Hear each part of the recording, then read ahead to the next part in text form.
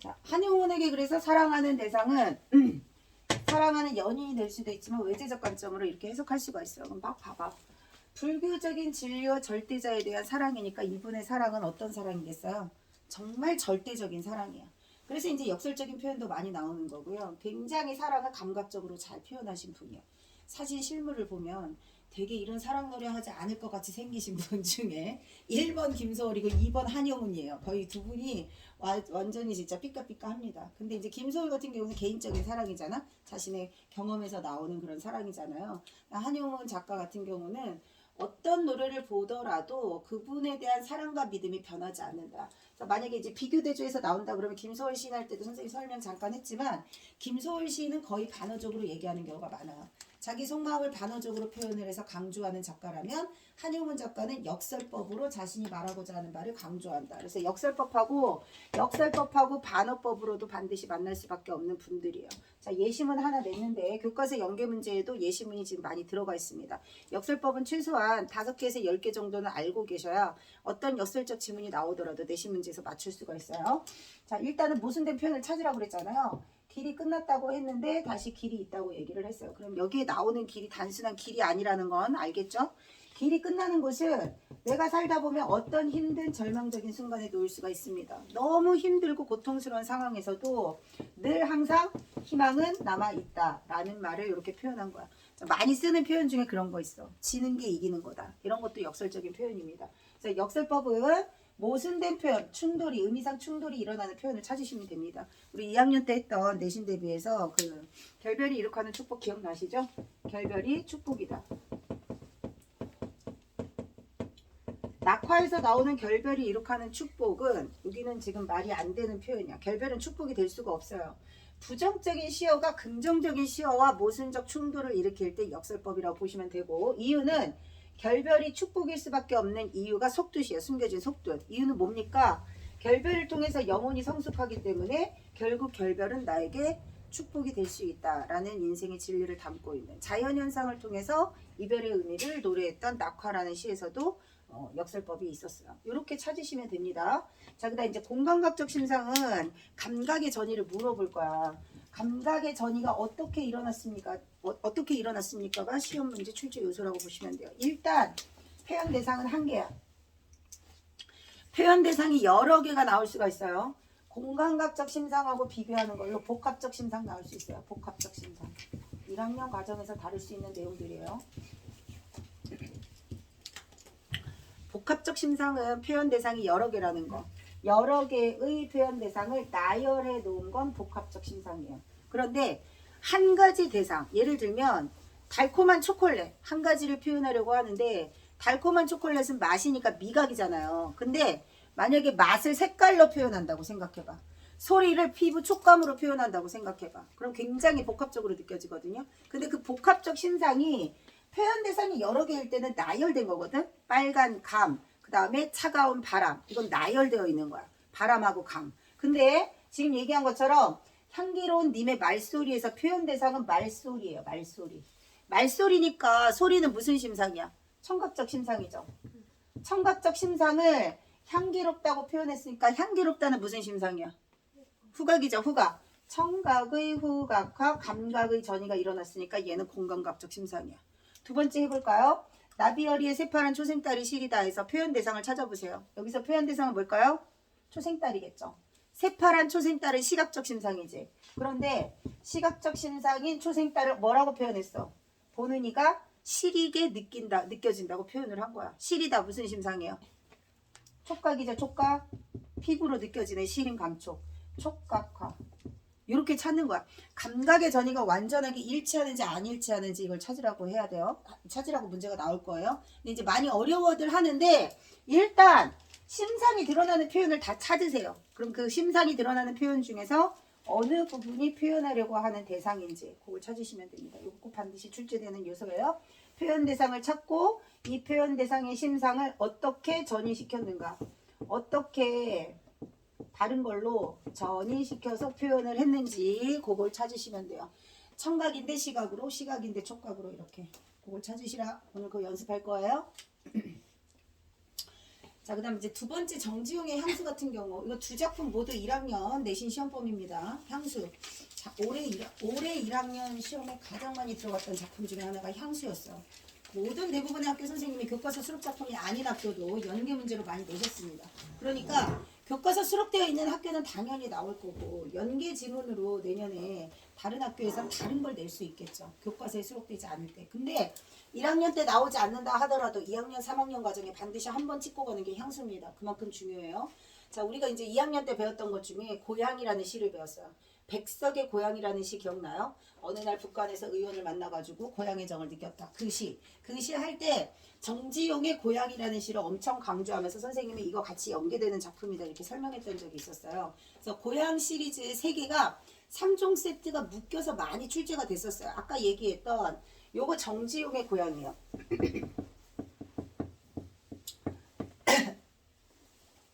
정지용의 향수하고 정지용의 고향의 차이점은 이분이 이제 고향을 너무 그리워하는 거야. 내가 살았던 고향의 모습을 아주 자세하게 감각적으로 묘사한 게 향수가 됩니다. 근데 이 내 기억 속에 평화롭고 한가롭고 아름다운 그 풍경이 쫙 펼쳐져 있는 사랑하는 가족의 그리운 모습들이 남아있는 그 고향의 모습은 이제 사라졌어. 왜냐면 지금은 언제야? 잃어버린 조국 일제강점기예요. 그래서 일제강점기 현실에서 내 기억 속에 있는 아름다운 고향의 모습이 이제 다 사라졌습니다. 근데 내 기억 속에 남겨져 있는 고향의 모습을 아주 잘 묘사한 게 향수라는 시야. 그래서 그리운 고향의 모습을 묘사한 시. 근데 여기저기 떠돌아다니다가 고향에 돌아와 봤어요. 고향에 돌아와 봤더니 내가 봤던 자연은 여전히 변함이 없어요. 고향의 하늘도 그대로고 꽃도 그대로고 새도 그대로야. 흰정꽃이 인정스레 나를 보고 웃어준다고 이런 표현이 있었잖아요. 근데 내 기억 속의 고향의 모습은 어떤 모습? 이 모습. 이 모습은 사라지고 없다. 너무 안타깝고 상실감의 씁쓸함을 느끼게 된다. 라는 걸 노래한 게 정주영의 고향이야.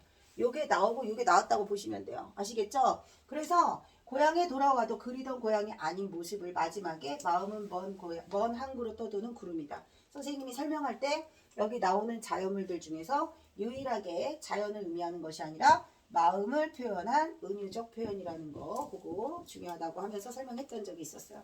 그래서 여기저기 떠도는 구름처럼 마음이 고향에 머무를 수 없는 이유는 뭐다? 고향을 잃어버렸기 때문에 고향에 대한 상실감을 노래했다.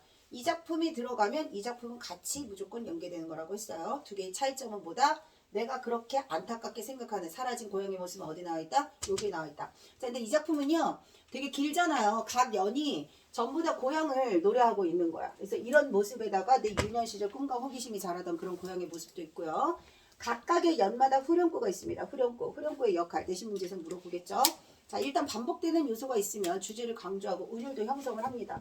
당연히 운율도 형성하고 주제를 강조하는 건 모든 후렴구의 공통점이에요. 자, 근데 고전문학에서 후렴구 많이 나오는 거 뭐 배웠죠? 고전문학에서 후렴구를 많이 쓰는 거 형식상 갈래에서 우리 배웠던 거 중에서 뭐 있었어요? 후렴구 많이 나오는 거 고려가요. 고려가요 후렴구 들어가는 거 많다 그랬죠. 청산별곡까지 했을 겁니다. 얄리얄리 알람숑 얄라리 얄라. 일단 뭐 뜻이 있어요 없어요? 없어요. 뜻이 없고 흥을 돋우기 위해서 쓰는 고려가요. 자, 이제 학년이 올라가면요 고전문학, 현대문학 이렇게 같이 섞어서 문제 출제할 수도 있고 갈래 복합으로 지문이 출제될 수도 있다고 했습니다. 후렴구가 여기에만 나오나? 아니야. 후렴구 나왔던 건 다 같이 연계돼서 문제 나올 수 있어요. 고려가요 중에서 대부분의 후렴구는 뜻이 없지만 뜻이 있는 후렴구도 알려줬어요. 서경별곡이 뜻이 있는 후렴구라고 문제 풀이할 때도 있었고. 그래서 서경별곡 고려가요인데 여기 나와는 정지용의 향수하고 같이 또 그렇게 연계돼서 문제가 나오기도 한다. 연계되는 이유는 뭐 때문이야? 후렴구가 똑같이 들어가 있기 때문이야. 후렴구가 같거나 소재가 같거나 주제가 같거나 아니면 작가가 같거나 이런 것들이 연계 문제라고 보시면 돼요. 아시겠죠? 그래서 고전문학 했으니까 고려가요의 후렴구와 다른 역할을 하는 후렴구다. 그것도 같이 알아두시고요. 서리적 표현이 나왔으니까 그것이 차마 꿈엔들 이칠이야. 꿈엔들 이칠이야? 잊을 수 있다 없다? 잊을 수 없다. 이칠리야라는 이칠리야. 그것이 차마 꿈엔들 이칠리야. 잊을 수 없다라는 뜻이에요. 그래서 서리법으로 한 번 더 의미 강조. 그래서 사실 그곳 고향의 그 아름다운 그 정경과 풍경을 결코 잊을 수 없다. 결코 잊을 수 없다라는 뜻을 반복적으로 서리적으로 강조하고 있다.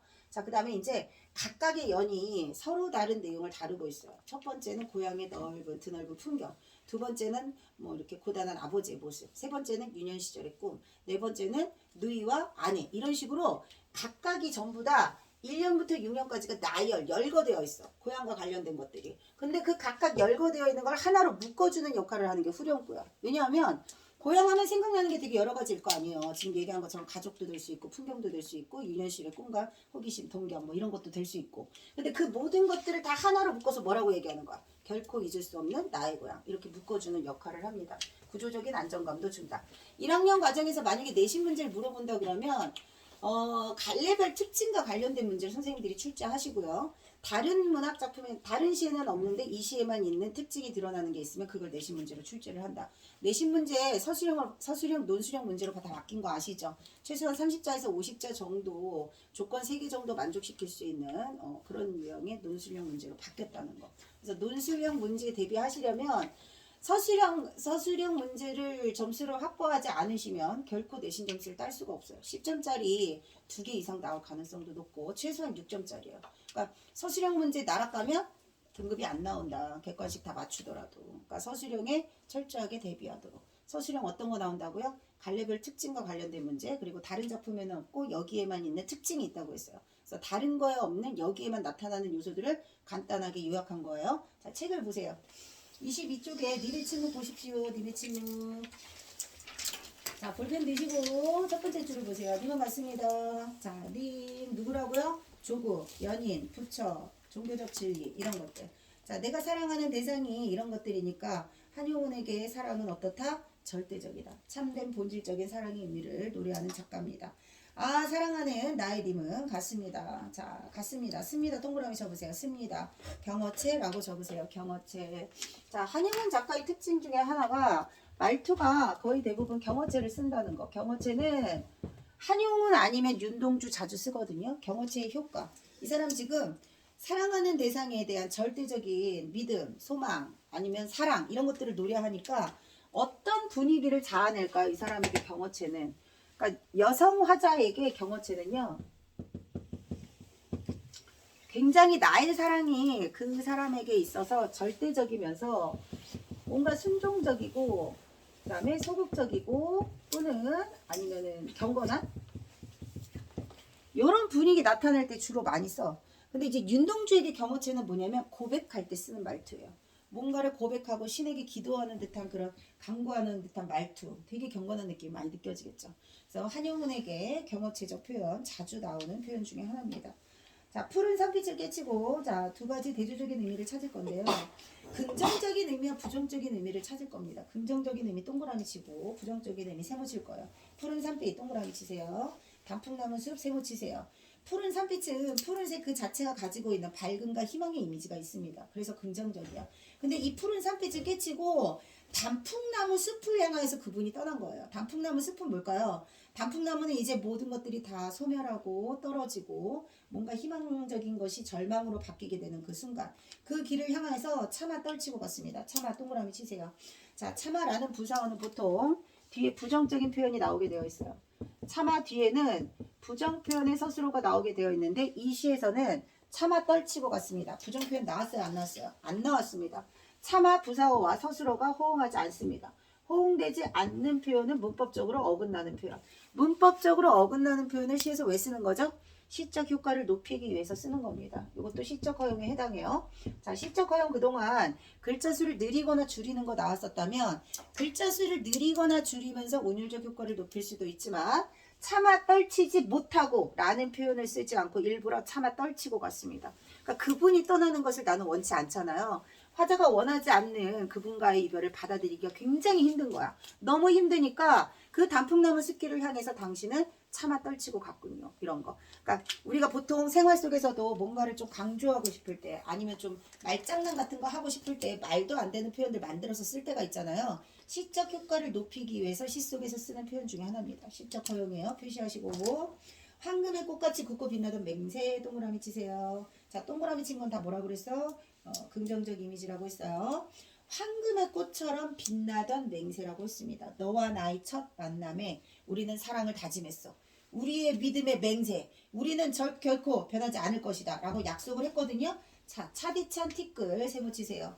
그 우리의 굳건한 약속이 이제 어떻게 됐어요? 차디찬 티끌처럼 보잘것없이 사라지고 말았습니다. 또 그런 거 있잖아. 혼인사역사 이런 거 할 때 영원할 것처럼 막 사랑을 맹세하잖아요. 아, 그리고 당연히 영원할 걸 믿고 그렇게 약속을 하고, 근데 약속은 깨지라고 있는 거잖아요. 그래서 결국은 어떻게 됐어? 차디찬 티끌이 되어서 우리는 헤어지게 되었습니다. 한숨의 미풍이 날아갔습니다. 날카로운 첫 키스의 추억은 나의 운명의 지침을 돌려놓고 당신과 사랑을 시작하는 순간 내 운명은 바뀌었어. 그리고 뒷걸음질 쳐서 사라졌습니다. 줄쳐 뒷걸음 쳐서 사라졌습니다. 내 운명을 바꿔놓은 당신은 나의 약속을 저버리고 어떻게 됐습니까? 떠났습니다. 사랑하는 이와의 이별을 노래했다. 여기까지 처음 부분이에요. 자, 연구부는 없습니다. 연구부는 없고 10편까지 내용을 크게 네 부분으로 나눈다 그러면 처음에 임과 이별이에요. 자, 그 다음 두 번째 별표 치세요. 향기로운 님의 말소리에 귀먹고 꽃다운 님의 얼굴에 눈 멀었습니다. 별표 치세요. 자, 이게 헤어여고 시험범이었거든요, 이번에. 근데 되게 그 시크한 그 고딩 언니가 한 명 있거든요. 정말 문학이 미칠 것 같대. 도대체 이게 말이 이런 표현이 마음에 와닿지가 않는다는 거야. 이게 왜 역설법인지도 모르겠고. 자, 꼭 사랑을 해봐 이런 게 느껴지는 건가? 근데 그런 표현 들어봤죠? 사랑에 빠지면 콩깍지가 깰 거라고. 눈에 콩깍지가 깬 사람은 누가 봐도 별로인 것 같은데 내 눈에는 진짜 멋진 거야. 너무 예쁜 거야. 그리고 그 사람이 하는 모든 것들이 사랑스럽고, 이때가 이제 딱 사랑에 빠졌을 때잖아요. 그거랑 비슷해. 향기로운 님의 말소리에 귀가 먹었다. 자, 그 친구가 질문하기를 그랬어. 귀가 먹었는데 어떻게 향기롭다는 걸 알 수가 있어요. 그래서 역설법인 거야. 이게 말이 안 되니까 역설법이에요. 아시겠죠? 역설법이라고 하는 것은 이게 말이 안 돼요 라는 걸 느끼는 순간 역설법 잘 찾으신 거예요. 자, 근데 왜 이렇게 얘기를 했느냐? 그 사람의 모습이 너무 아름답고 향기로우면 그 사람의 그 모든 것에 사랑에 빠져 있는 나는 그 사람의 소리도 들리지 않고 그 사람의 모습도 보이지 않을 정도로 절대적인 사랑에 빠진 모습을 뭐라고 표현을 한 거예요? 이렇게 역설적으로 표현을 한 거예요. 자, 여기 공간각적 심상도 나와 있지만 뭐도 나와 있어요? 역설법도 나와 있어요. 되게 중요하겠죠? 별표 치세요. 향기로운 님의 말소리에 귀먹었다. 꽃다운 님의 얼굴에 눈 멀었다. 사실은 당신의 아름다운 모습에 내가 눈이 멀 지경입니다. 당신의 아름다운 말소리에, 향기로운 말소리에 귀가 먹을 것 같습니다. 결국 내가 표현하고 싶은 건 뭐야? 나는 당신에게 사랑에 빠졌어요. 절대적 사랑. 적으세요. 절대적 사랑. 한용운의 사랑은 무조건적인 사랑입니다. 절대적인 사랑이에요. 그래서 제목도 복종이라는 시가 있어. 복종. 자, 누구에 대한 복종일 것 같아요? 님에 대한 복종이에요. 자, 복종을 좋아하는 사람이 있어요? 없어요? 없어요. 그래서 시에다 대놓고 이렇게 얘기해. 남들은 복종을 좋아하지 않지만 나는 복종을 좋아한다고. 근데 그 복종은 당신에 대해서만 가능한 복종이다. 자, 이런 식으로 남들과 다른 절대적인 사랑을 이렇게 표현을 했다. 자, 사랑도 사람의 일이라 만날 때 미리 떠날 것을 염려하고 경계하지 아니한 것은 아니지만, 자, 이별을 했다고 그랬잖아요. 이별은 줄치세요. 이별은 뜻밖의 일이 되고 놀란 가슴은 새로운 슬픔에 터집니다. 여기까지 이별의 슬픔입니다. 자, 기승전결 4단 구성이라고 했어요.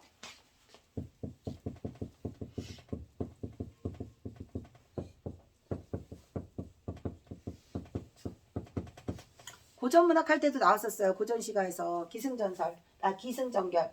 시상이 시작된다. 자, 시상이 시작되면서 어떻게 했죠? 이별을 했어. 이별 상황 제시하고 이별의 슬픔을 노래했죠. 자, 시상이 심화될 겁니다. 그 다음에 고조됐다가 전환점을 맞이하면서 마무리되면서 끝나는 거. 가시리에도 기승전결 구조 있었고요. 가시리. 그 다음에 절정이라는 시 있어요. 누구 거예요? 절정. 이육사의 절정이라는 시도 있어요. 자, 그 다음에 또 뭐 있지? 김소월의 진달래꽃도 있고. 그래서 시상 전개가 4단계로 되어 있는 시는 대체로 이렇게 마무리된다고 보면 돼. 자, 이별을 했습니다. 슬퍼요. 그럼 슬픔이 고조되겠죠. 근데 그 슬픔을 어떻게 할까요? 극복해야죠. 자, 그러나에다 별표 치세요. 그러나. 자, 그러나가 들어가면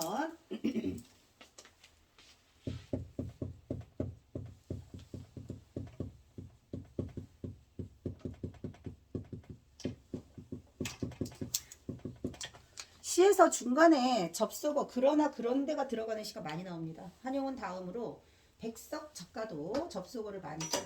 자, 접속어가 들어가면 무조건 시상전개다. 별표 치세요. 별표. 자, 지금까지 이별 후에 슬픔을 노래했어요. 근데 그러나 나왔으니까 이제 어떻게 되겠어? 슬픔이 희망으로, 기쁨으로 전환되겠죠. 그래서 접속어의 역할 물어보기도 합니다. 별표 치세요. 자, 그러면 그러나 이별을 쓸데없는 눈물의 원천을 만들고 마는 것은 스스로 사랑을 깨뜨리는 것이다. 그러니까 내가 이별을 슬퍼하기만 할 수는 없어. 제막매가 기억나요? 제막매가도 같이 연계돼서 나올 수 있어요. 제막매가에서 누이를 잃었잖아요. 슬프지만 극복할 수 있다고 그랬죠. 종교의 힘으로. 선생님도 장례식 치르면서, 그러니까 선생님 아버님이 굉장히 독실한 크리스천이시거든요. 오랫동안. 아주 어렸을 때 전쟁 중에 7살 때부터 수녀님이 막 돌봐주시고 어른이 되셔가지고도 30년 이상을 같은 성당에 이렇게 계속 다니시면서 엄청 슬펐지만 계속 기도하고 와서 위로해주고 그런 미사를 계속 보는 거야. 선생님 미사보다 잠깐 쓰러졌거든요. 너무 잠을 못 자가지고 나도 모르게 왜 이렇게 된 거야. 근데 뭔지 모르게 정말 열흘 동안 너무 많이 울어가지고 나중에는 조금 뭔가 많이 울고 나니까 슬픔이 조금 가라앉는 느낌? 이렇게 씻어지는 느낌? 이런 걸 느꼈는데 아버지가 계속 기도하면서 계속 그냥 외치는 거야. 슬픈데. 그래서 막 이번 시험 범위에 되게 막 그 아름다운 이별, 제막매가 막 이런 거 고등부 시험 범위가 이번에 사랑하는 가족들과 이별이었거든요. 그래서 진짜 집부할 때 너무 힘들었다. 엄마는 쓰러져 있는데 막 엄마 언제 돌아가실지 모르는데 계속 나는 이걸 가리키고 있고 막 어떤 애는 그거 막 문제 풀다가 막 운 애도 있어. 문제 푸는데 자꾸 눈물이 난다는 거야. 걔 감수성이 되게 풍부한 친구겠죠. 그래서 이제 종교라는 것에 대해 선생님이 종교적 믿음이 그렇게 있는 사람은 아닌데 종교의 힘으로 극복할 수 있는 게 있구나라는 걸 좀 느꼈어. 옆에 있는 사람이 하는 걸 보고 그런 것처럼 이분이 말하기를 지금 굉장히 우리 민족들이 힘들어요. 목이 너무 갈라져가지고 너무 힘든데 언젠가 그것을 반드시 극복할 수 있다. 그걸 극복할 수 있는 힘의 원천은 뭐에서 오는 거냐? 불교의 힘에서 오는 거야. 불교. 그래서 이 시하고 제막매가하고 같이 또 만약에 연계돼서 나온다 그러면 두 분 다 승려예요. 두 분 다 승려이다 보니까 시적 경향이 어떻겠어요? 같겠죠. 그래서 같이 또 연계돼서 나올 수가 있는데 이 부분이야. 줄 치세요. 만날 때 떠날 것을 염려하는 것과 같이 줄 치세요. 자, 만날 때 떠난 것을 염려한다. 회자정리라고 적으세요. 회자정리. 자, 윤회사상이라는 것은 인연이 계속 돌고 돈다는 뜻이거든요. 사람은 만났다가도 헤어집니다. 이승에서 우리가 만났지만 결국은 이승에서 반드시 한 번은 이별을 맞이하게 되어 있어. 사람은 누구나 죽음을 맞이하게 되니까. 그래서 이별에 대한 염려를 회자정리라고 해요. 회자정리. 그런데 이별했다고 끝이 아니야. 우리 마지막에 이별할 때 늘 항상 하는 말이 있어. 좋은 곳에 가서 편히 쉬세요. 언젠가 우리 다시 만날 수 있겠죠? 그래서 월명사가 마지막에 뭐라고 했어요? 미타찰에서 만날라 도 닦으며 기다리라 이런 표현 나왔었잖아요. 여기 똑같습니다. 떠날 때 다시 만날 것을 믿습니다. 거기도 줄 치세요. 자, 떠날 때 다시 만날 것을 믿습니다. 그걸 거자필반이라고요. 거자필반 적으시오. 이렇게 만남과 이별의 과정이 계속 순환되면서 시간을 흘러가고 우리의 운명도 결국은 만남이 있으면 이별이 있을 거니까 이별이 있다고 해서 그렇게 또 슬퍼하지 말고 이러면서 인생을 살아가는 거다 이런 뜻이야. 이 부분에 불교의 윤회사상 아주 잘 나타나 있고 제막매가하고 연계돼서 나올 수 있다. 적었죠? 자, 님은 같지만 별표 치세요. 님은 같지만 나는 님을 보내지 아니하였습니다. 중학교 시험 대비할 때도 역설법 예문으로 맨날 리스트 1, 2, 3위에 올랐던 그런 겁니다. 자, 님이 떠났어. 겉으로 봤을 때에는 님이 내 옆에 없으니까 떠난 것처럼 보여요. 하지만 나는 님을 보내지 아니었습니다. 이유는 뭐냐? 저거 재회에 대한 믿음. 재회에 대한 믿음. 님이 갔는데 내가 님을 보내지 아니하였다는 역설법의 속뜻은 그 사람과 다시 만날 것을 믿기 때문에 나는 님을 보내지 아니한 겁니다. 역설법이에요. 속뜻이 뭐라고요? 당신을 보내지 않았다는 의미는 당신과 다시 만날 것을 나는 굳게 믿습니다. 제 곡조를 못 이기는 사랑의 노래는 님의 침묵을 휩싸고 돕니다. 자, 그래서 님이 침묵하고 있는 것이지 님은 떠난 것이 아니다 라고 얘기하면서 끝나는 거야. 자, 3.1운동이 실패했어요. 하지만 그렇다고 해서 우리가 조국 해방에 대한 믿음을 버려서 되겠어요? 버리지 마세요. 언젠가 반드시 해방된 조국 다시 만날 수 있습니다. 라는 염원을 사랑 노래인 것처럼 이렇게 표현한 거예요. 무슨 말인지 알겠죠? 자, 다른 시가 나오더라도 한영훈 시 무조건 시험에 나오니까 이렇게 해석한다. 한영훈에게 사랑하는 대상이 누구인지, 조국 해방의 그날에 대한 희망을 잃지 않고 있다는 거, 그리고 불교적인 믿음이 밑바탕에 다 깔려 있다는 거, 그리고 표현법 반드시 뭐 나온다고요? 역설법 나온다고요. 자, 가운데 만점 노트 보세요. 만점 노트. 자, 한영훈 시의 특징, 별표치시라 여성적 어조의 경어체를 사용하고 있다는 거. 그래서 이분의 사랑은 절대적이고 순종적이고 참된 본질적인 경건한 그런 사랑입니다. 이런 사랑을 하는 사람이라면 반드시 믿을 수 있을 겁니다. 이런 사람과 사랑해야지. 사랑이라면. 자, 역설적 표현 나온다고 했어요. 불교적 비유 동그라미 치시고. 자, 그 다음 기승전결 구조로 나와 있다고 했어요. 처음에는 이별의 상황으로 이별을 인식했습니다. 그리고 이별 때문에 슬픔과 고통에 빠졌어요. 그러나 별표, 그러나를 전후로 시상이 바뀌니까 슬픔과 고통을 극복 동그라미 치세요. 자, 마지막에 재회에 대한 믿음 별표 치세요. 재회에 대한 믿음이 어디 나와 있다? 역설적 표현에 나와 있다. 역설법에 나와 있다. 나는 당신과 다시 만날 것을 믿습니다. 그 믿음은 어디에서 오는 거라고요? 불교적 믿음에서 오는 거라고 했어. 윤회사상 제망매가랑 연계돼서 나온다.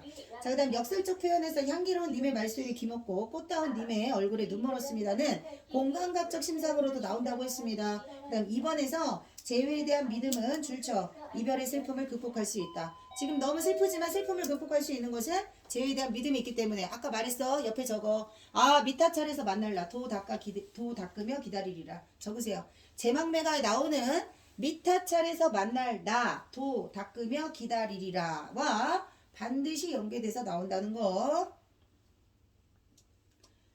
자, 그 다음에 님의 상징적 의미 무조건 나오겠죠. 첫 번째 조국, 두 번째 연인, 세 번째 부처와 진리입니다. 연인이 내재적 관점으로 해석했을 때이고 조국이나 부처 진리로 해석을 했다 그러면 조국 같은 경우는요, 이분이 활동했던 당시 시대적 배경과 관련 지어서 해석을 한다 그러면 무슨 관점이라 그랬지? 반영론적 관점. 조국 반영론적 관점. 그 다음 부처 또는 진리, 작가의 생애와 관련이 있습니다. 무슨 관점? 표현론적 관점. 자, 외재적 관점에서 작가의 삶과 관련 지어서 해석한다. 표현론적 관점. 시대적 배경과 관련 지어서 해석한다. 반영론적 관점. 자, 23조 문제 1번. 적절하지 않은 것은 4번입니다. 질문 대답 X 없어요. 독백체. 저거 독백체. 혼자 말하듯이 사랑을 고백하고 있습니다. 독백체요. 그 다음에 적절하지 않은 것은 4번입니다. 번뇌 없습니다. X. 번뇌 X. 꽃다운 님의 얼굴에 눈 멀을 정도로 나의 사랑은 절대적이다. 절대적인 참된 사랑. 그 다음 3번 1번이에요. 4번 별표 꼭 나온다. 자, 찬란하다 동그라미, 슬픔 세모. 찬란한데 슬프다. 여기가 모순된 표현입니다. 찬란한 슬픔에 모란이 피기까지는 시험범위 들어가요. 김영랑의 시고요. 김영랑에게 봄은 모란꽃이 피는 찬란한 계절이다. 하지만 모란꽃이 지는 슬픈 계절이기도 합니다. 그 다음 결별이 이룩하는 축복. 낙화에 나오는 거라고 그랬죠. 이별은 슬픔이 아니라 영혼을 성숙시킨다. 그 다음 겨울은 강철로 된 무지개인가 보다. 이육사의 절정입니다. 자, 겨울 일제강점기의 혹독한 현실이에요. 강철 같은 무지개는 뭐예요? 화자가 간절히 원하는 조국 해방. 조국 해방. 근데 이제 강철이 아주 단단한 무지개라는 것을 수식하는 의미도 되지만 강철 같은 의지로 지금의 혹독한 겨울을 이겨낼 수 있다. 이렇게 두 가지 중의적으로 해석할 수 있어요. 어쨌거나 화자가 원하는 무지개는 화자가 간절히 바라는 조국 해방이에요. 그 조국 해방의 그날까지 우리는 강철 같은 의지로 이겨냅시다. 또는 강철 같은 무지개여야만 지금의 겨울을 이겨낼 수 있다. 이런 뜻으로 해석할 수 있다. 그 다음 4번은 윤동주의 십자가입니다. 괴로웠던 사나이는 화자고요. 화자가 괴로워하는 이유는 뭡니까? 조국을 위해, 조국 해방을 위해 희생하지 못하는 자신의 지금의 현실. 그리고 행복한 예수 그리스도, 여기가 역설법이에요. 예수 그리스도가 십자가에 못 박혀 돌아가셨는데 행복하다고 얘기했어. 왜 행복하다고 표현을 했을까요? 조국을 위해 기꺼이 기쁜 마음으로 희생하겠다 이런 뜻이에요. 그래서 이육사에게 예수님이 십자가에 못 박혀 돌아가신 것처럼 조국을 위한 희생 의지를 역설적으로 표현한 윤동주의 대표작 십자가입니다. 자, 그다음 5번은요. 자, 역설법이 시험에 들어가면 뭐랑 같이 연계된다고 했어? 서리법, 반어법 세 개랑 연계돼서 나오거든요. 5번은요. 반어법입니다. 자, 왜 반어법이냐면 외우기도 좋아라 하급반 교과서. 자, 저학년 때 교과서는 되게 글밥도 적고 읽기도 편하고 외우기도 쉽습니다. 활자도 커다랗고 읽기에도 좋아라. 자, 반어법은 어떻게 찾는 거냐면 여기 지금 안 좋은 표현은 하나도 나와 있잖아요. 안 좋은 표현은 하나도 나와 있지 않는데 요거는 시대적 배경, 외제적 관점으로 해석을 해야 합니다. 우리나라 군부 독재 시절 많은 대부분의 사람들은 어땠냐면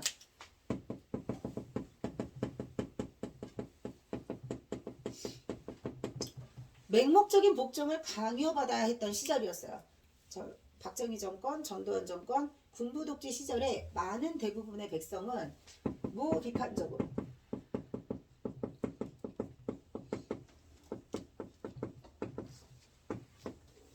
그러니까 지금의 사회 현실에 대해서 맹목적인 복종을 강요받았던 그때 당시 우매한 민중의 모습을 마치 하급반에서 그 쉬운 교과서 나부랭이나 막 이렇게 아무 생각 없이 읽고 있는 어린아이들 별 생각이 없잖아요. 별 생각이 없고 자 지금부터 다 같이 똑바로 합창합니다. 뭐처럼?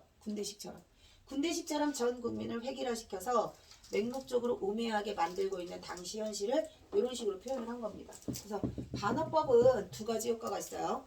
의미를 강조하는 효과도 있지만 사회를 비판 풍자하는 효과도 있다는 거. 그래서 서울의 봄에 나와 있는 그때 당시 정말 답답하고 막 화날 것 같은 그 안타까운 현실에 처해 있는 그때 당시 살았던 사람들이 대부분 지금의 현실을 약간 은유적으로 돌려서 비판 풍자하는 식 이런 표현을 많이 씁니다. 반어법이에요. 자, 답은 5번입니다. 4번 별표 치시오. 자, 그 다음 5번은 2번입니다. 님의 침묵이라고 하는 것은 님의 부재 속에서도 나는 님과 계속 교감할 수 있다. 왜? 그분이 다시 돌아올 것을 믿기 때문에. 2번이에요. 자, 그 다음 향수.